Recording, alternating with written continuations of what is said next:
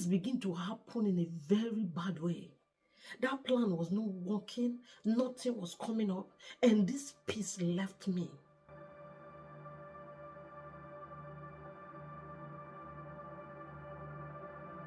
You're welcome to my channel.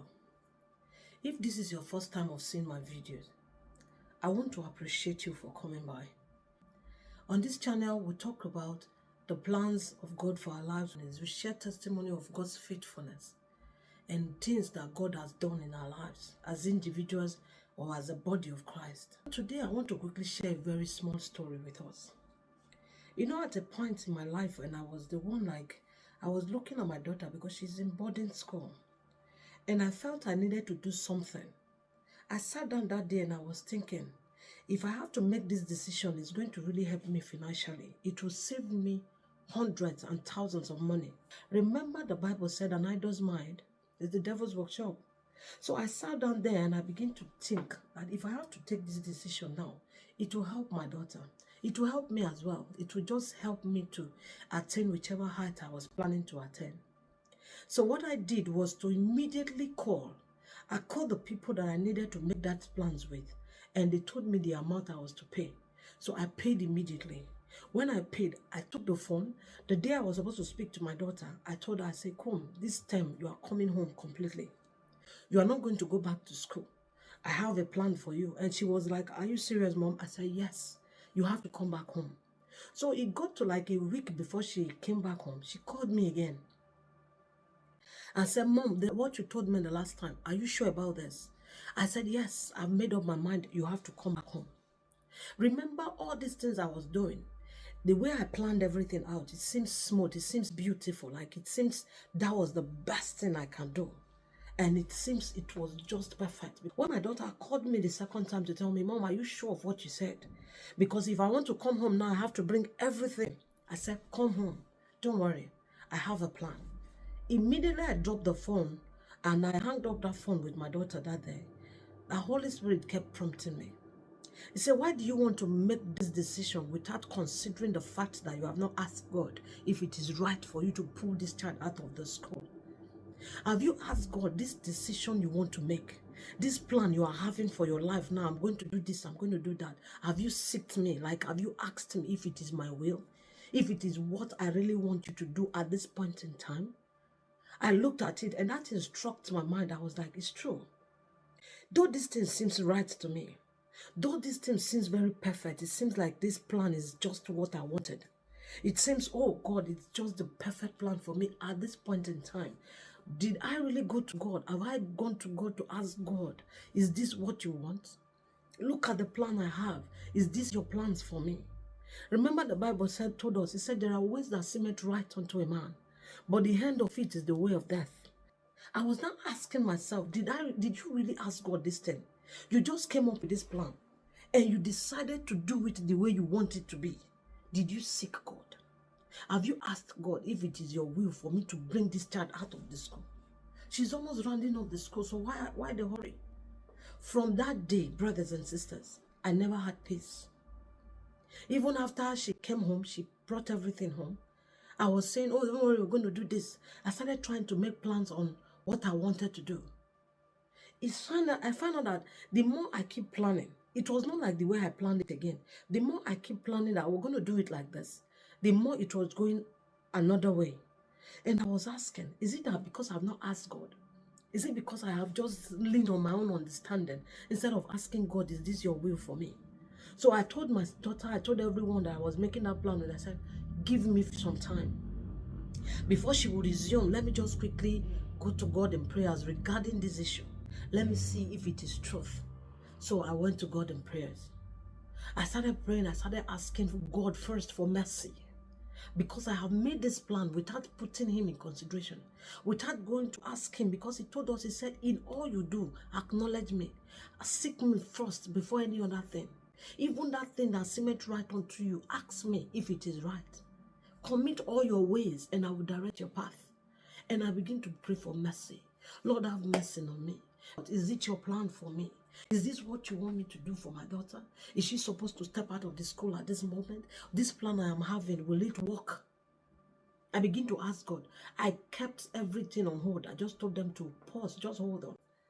And at the end of the day, before she resumed, things begin to happen in a very bad way. That plan was not working, nothing was coming up, and this peace left me. I had no peace. Anytime I think about this, I have no peace. She told the teacher that my mom said I should leave, that I'm coming home. I'm not going to be resuming next time. The woman had to take it upon herself to call me. Ma, are you sure of this decision you're making? Are you sure? I'm sorry I'm asking. It's your private life, but I am not comfortable with it. And I sat down. This woman called my family, my mom, they were talking. And I began to think about it.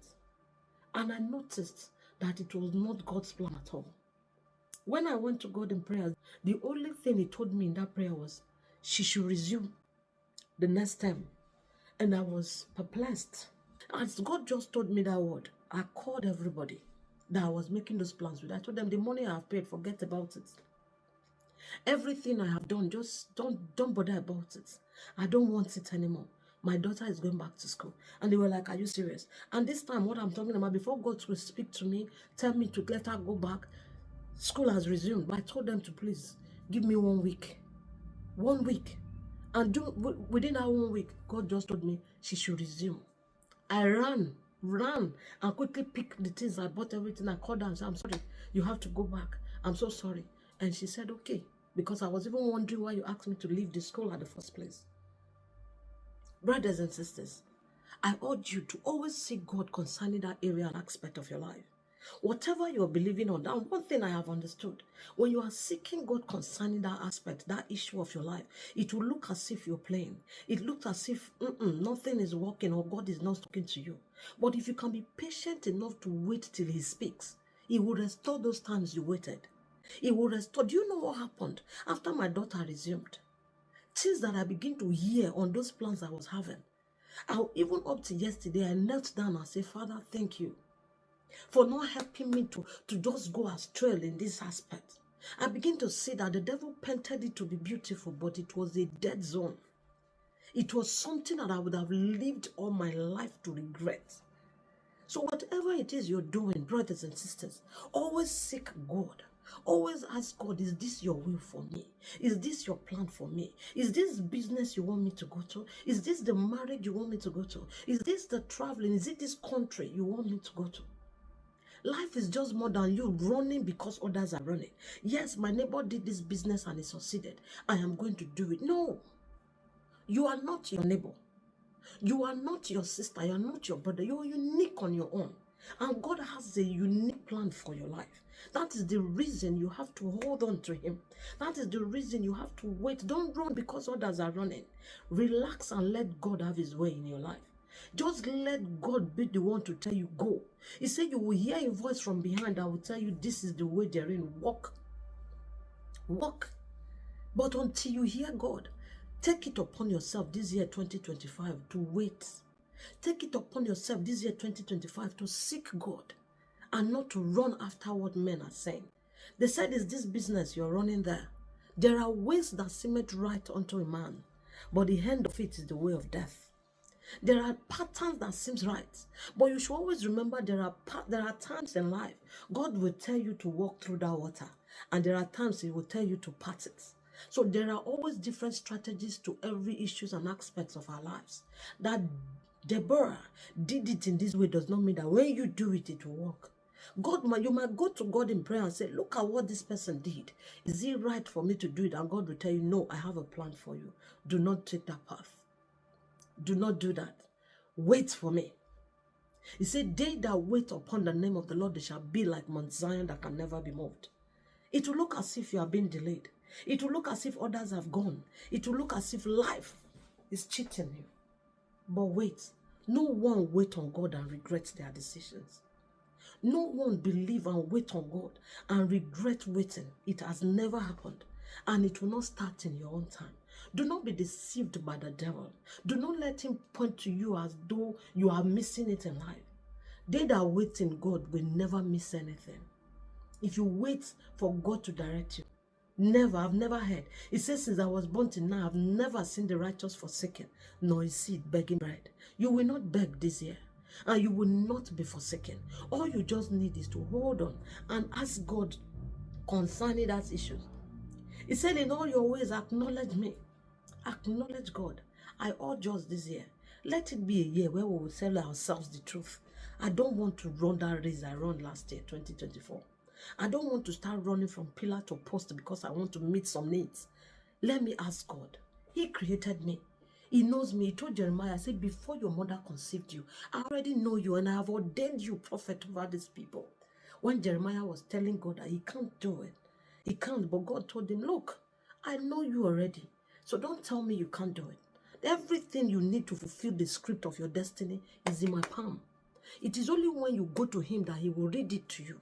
But if you decide to go the other way, you will end up recycling poverty, recycling pains, recycling troubles, recycling unanswered prayers.